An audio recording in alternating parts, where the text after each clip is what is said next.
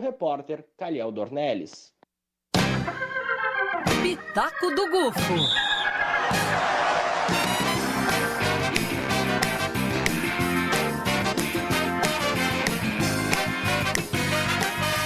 Oh yeah! Temos pouco tempo, temos muitos assuntos, então vou dar algumas pinceladas e vocês, Gilberto, Bruna, melhores ouvintes, estão convidados a pincelarem junto comigo. Então todo mundo aí pronto para botar o pincel na tinta. Vamos falar primeiro do Fernando Diniz na seleção brasileira. É assim, gente, Fernando Diniz merece, é um grande treinador. Agora eu acho um absurdo que seja treinador da seleção e do Fluminense ao mesmo tempo. Isso vai gerar várias discussões éticas, né? Vai convocar jogadores que vai facilitar a vida do Fluminense, que vai prejudicar o Fluminense. Provavelmente o Fluminense não vai ganhar nenhum título mais esse ano, porque é humanamente impossível se dedicar ao mesmo tempo para duas coisas tão diferentes e que tem tanta pressão, tanta demanda. Então, assim, por mais que o Ancelotti seja o cara, eu sou fã do Ancelotti, a CBF conseguiu diminuir o tamanho da seleção ao nanico, ao nano seleção com todo esse processo. Sobre o jogo de ontem, o Grêmio mostrou que realmente quer ser campeão, que tem condições para isso, que é um time bem organizado taticamente. O Bahia foi muito bem, gente. O Bahia jogou muito bem, com uma intensidade, uma velocidade, provocando erros do Grêmio constantemente. Se tivesse jogadores de um pouco mais, uma qualidade técnica um pouco maior, o Bahia teria goleado o Grêmio, porque trabalhou muito bem a bola, marcou muito bem em cima, mas o Grêmio foi resiliente, o Grêmio muito bem organizado. As alterações do Renato foram inteligentes, elas trouxeram efeito. É claro, o Grêmio sem o Soares é outro time. O Soares, não só como uma questão de hierarquia, e um dia que a gente até pode falar sobre o aspecto da liderança em campo, e aí liderança não fala somente o cara que grita, que organiza. Existe uma áurea da liderança dentro dos movimentos táticos de um jogo de futebol, que um dia, há vários estudos sobre isso, um dia eu posso conversar um pouco mais com a galera aqui sobre isso, mas o Soares faz falta e o Grêmio é um time mais comum sem ele, mas não por isso menos competitivo, e mostrou isso ontem. E por último, não tanto por último, porque ainda tem mais outro assunto extra que eu quero falar, mas temos hoje o sorteio da Libertadores do Internacional. A gente já repassou aqui os potes, né, Giba e Bruna, e eu queria saber do nossa voz colorada aqui, Giba, se tens algum preferido, alguma preferência para enfrentar o Internacional hoje no sorteio, que é à 13h. Isso, lembrando, o Inter está no pote 1, né, que é o dos primeiros do grupo, e vai pegar alguém do grupo 2. Eu acho que pode ser o Deportivo Pereira, né? Esse é o favorito de todo mundo. E depois pode ser o Nacional, para aqueles supersticiosos, como eu disse, já o Inter enfrentou o Nacional na fase de grupo e nas oitavas da Libertadores de 2006, a primeira que ganhou, e o final foi feliz. Sim. Então, para aqueles que acreditam nisso, por que não? Tem aquela tese, pegar os melhores primeiros sempre, né, passa por cima de quem é mais candidato, para depois pegar nas fases mais finais times um pouco mais enfraquecidos, talvez, apesar que quem chega na final sempre está forte, né? Então, talvez evitar hoje um Atlético Mineiro, um Flamengo, River Plate e o Bolívar, né, que é por causa da altitude, que é também um time bem organizado, seria o preferencial. Os outros times, para mim, o Internacional tem total condição de passar, e aí agora com a chegada do Arangues jogando bem, se adaptando mais, Ener Valencia que vai estrear esse final de semana, o Gabriel voltando, o Inter tende a ser um time mais competitivo, se não perder ninguém também na janela de transferência. E Giba, só para a gente encerrar aqui, que o tempo corre, né, sobre o assunto do Luan, que o pessoal acompanhou, foi um assunto bastante polêmico durante o dia de ontem, ainda está sendo hoje, né? Só a gente botando em contexto, recapitulando. Luan, ex-jogador do Grêmio, ex-melhor jogador da América, que é atleta do Corinthians já há duas temporadas, não joga com a camisa do Corinthians desde fevereiro do ano passado, mas por contrato contrato dele vai até o final do ano, ele segue recebendo salário, mesmo que ele não treine com o grupo principal. O salário dele, anunciado pelo presidente do Ilho do Corinthians, é de R$800 mil. Agora, é claro, vamos lembrar que não é 800 líquido na mão dele, tem porcentagem de administrador, porcentagem de empresário, tem imposto, enfim.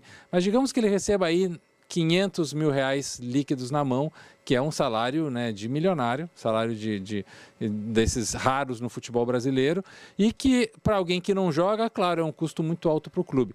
Por que o Corinthians não se desfaz do Luan, não fecha o contrato? Porque teria por obrigação pagar tudo que falta do contrato adiantado, e o Corinthians não tem esse dinheiro para fazer. Então o Corinthians prefere ir pagando mês a mês do que pagar toda a bolada de uma vez ou assumir uma dívida com o atleta. O Luan teve ofertas de outros clubes, ele não quis sair em janelas anteriores, e agora, claro, com tudo isso fica mais difícil que ele consiga dar sequência à carreira. E aí vem o lado humanitário que eu queria trazer aqui para o debate, que é o seguinte: o Luan tem problemas de dependência química, dependência do álcool, né? O Luan, já na época que ele estava aqui no Grêmio, que vai se lembrar, não se falava muito, porque primeiro ele era jovem, né? E o álcool... Ainda é, né? Sim, verdade, Bruno, ele ainda é muito jovem, mas na época ele era mais jovem ainda e, claro, a recuperação é mais fácil. Todo médico do esportista, todo fisiologista sempre diz que a pior coisa para um atleta é o álcool, porque a recuperação é muito difícil da parte física, ou de uma lesão, ou de um cansaço, de um estresse muscular. O álcool, ele dificulta demais isso. Então, ele atinge diretamente a carreira de um jogador de futebol. Jogadores que historicamente têm problemas com álcool, eles têm muitos problemas físicos, né? É muito difícil. E então está faltando talvez aí um olhar da sociedade, um olhar dos clubes, um olhar do futebol para o Luan. É claro que ele tem que querer se ajudar. Ele é um indivíduo, um ser humano funcional que é responsável pelos seus atos. Mas falta também um pouco de um olhar aí de todo mundo, e principalmente aí do torcedor do Corinthians, que em vez de ir lá invadir o motel e espancar o rapaz, pegasse ele e botasse ele num alcoólatras anônimos, ou levasse ele para alguma rehab, para algum tratamento, para alguma situação onde fala assim: pô, a gente não quer mais esse cara nesse clube aqui, mas ele é um ser humano, ele está precisando de ajuda e o jeito que está acontecendo a coisa não serve mais. A violência em si, essa violência covarde, que por muitos torcedores está sendo aplaudida, ele merece isso mesmo, quem ele pensa que ele está gastando dinheiro do Corinthians, primeiro, não é ele que está pagando, né?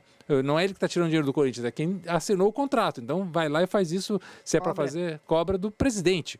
Mas não fazer o que fez. Exato, né? Não vai bater no presidente, mas vai lá e cobra dele. E não cobra do atleta, não vai bater no atleta, que não tem nada a ver com isso. Ele está cumprindo um contrato, ele não está sendo impedido de treinar. O fato dele estar numa balada, ele estar num motel, dele estar numa festa, não faz ele deixar de ir nos treinos, ele está indo, ele só não está treinando com o time titular. Ele não está sendo aceito no grupo por causa desses N problemas que ele tem. Então, é uma coisa, outra coisa, mas chega, não dá para a gente tratar o futebol como se fosse um mundo à parte, onde tudo é permitido, onde a violência é permitida, onde não tem condenação, onde criminosos são torcedores como simples torcedores apaixonados que têm direito de fazer isso, de invadir um CT, de bater, de quebrar as coisas. Isso aí acabou, gente. Isso aí, o mundo é outro. Não dá mais pra gente aceitar isso. E eu fico de cara vendo muitos colegas passando pano, fico de cara vendo as pessoas nas redes sociais aplaudindo, falando que é isso mesmo. Por que não vem aqui fazer com fulano do meu time, com ciclano do meu outro time, né? Torcedores de outros clubes pedindo isso nos seus clubes.